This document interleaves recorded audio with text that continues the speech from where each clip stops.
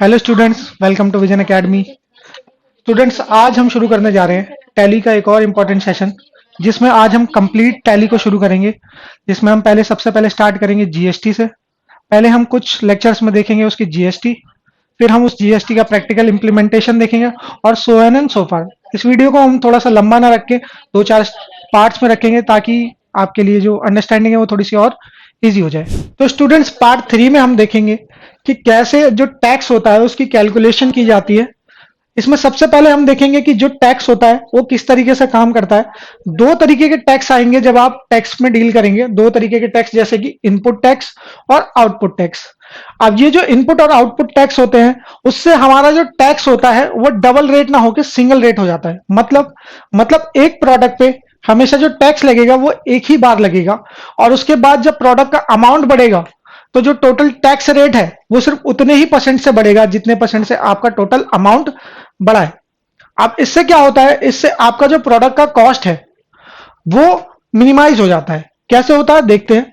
जैसे मान लीजिए कि आपने एक मैन्युफैक्चरर से माल खरीदा 100 रुपए का, और 100 रुपए से माल खरीदने के बाद मैन्युफैक्चरर ने उस पर 10% का टैक्स लगाया और वो प्रोडक्ट हो जाता है 110 रुपए का। उसके बाद वो माल जाएगा होलसेलर पे। होलसेलर उस 150 रुपए वाले माल पे 10% का टैक्स लगाएगा और 165 रुपए का बेचेगा। अब ऐसी कंडीशन में हुआ क्या कि जो होलसेलर है, होलसेलर क्या करेगा, उसको जो माल रिसीव हुआ है वो रिसीव हुआ 110 रुपए का, बट फिर भी वो प्रोडक्ट की कॉस्ट को मान के चलेगा सिर्फ 100 रुपए। अब इसका रीजन क्या है? इसका रीजन है इनपुट टैक्स क्रेडिट। इसका रीजन क्या है? Input tax credit. मतलब ये जो 10 रुपए उसने दिए हैं, ये 10 रुपए कोई एक्स्ट्रा चार्ज नहीं है जो उसने दिए हैं। इस 10 रुपए को गवर्नमेंट उसको at the time of sale relief दे देती है, उसके 15 रुपए वाले टैक्स में से, जो कि उसको वापस करने हैं। 15 रुपए जो कि उसने गवर्नमेंट से टैक्स लिया है, पार्टी से लिया है टैक्स, उस पैसे को क्या करेंगे, गवर्नमेंट को देते वक्त हमें सिर्फ 15 रुपए ना देके सिर्फ 5 रुपए देने हैं, क्योंकि 10 रुपए की कैलकुलेशन हम पहले ही गवर्नमेंट को दे चुके हैं।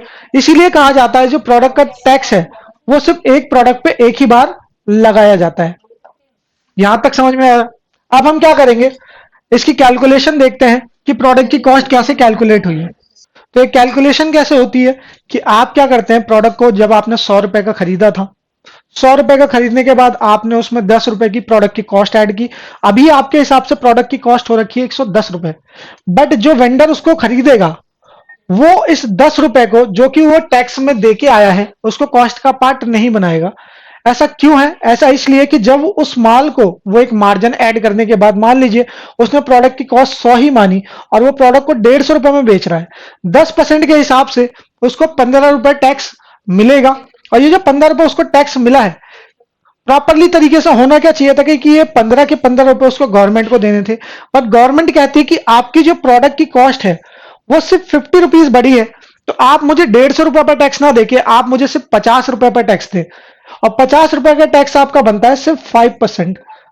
5% मतलब यहां पे कितना हो गया, 5 रुपए हो गया है, और ये 5 रुपए ही आपको एज अ टैक्स देना पड़ेगा। और इसी से हमारा इनपुट टैक्स क्रेडिट का क्लेम रिसीव हो जाता है, जिससे हम बता पाते हैं कि प्रोडक्ट का जो इनपुट है वो कैसे क्रेडिट में रिसीव होता है। मतलब जो आप सेल करते हैं उस वक्त जो आपको टैक्स मिलता है वो आपके इनपुट वाले टैक्स से माइनस हो जाता है, और आपको सिर्फ वही टैक्स ऑफ मार्जिन देना पड़ता है जो कि आपका प्रॉफिट मार्जिन था। मतलब जो भी आपने एक्स्ट्रा मनी रिसीव किया है, सिर्फ उस पर टैक्स देने की जरूरत है। जो परचेज में कॉस्ट आई है उस पर टैक्स देने की जरूरत नहीं है। इस वाले पार्ट में हम इतना रखते हैं। नेक्स्ट वाले पार्ट में देखेंगे हम फर्दर कैलकुलेशन, आगे कैसे कैसे कैलकुलेशन करनी है और कैसे उसका इंप्लीमेंटेशन करना है।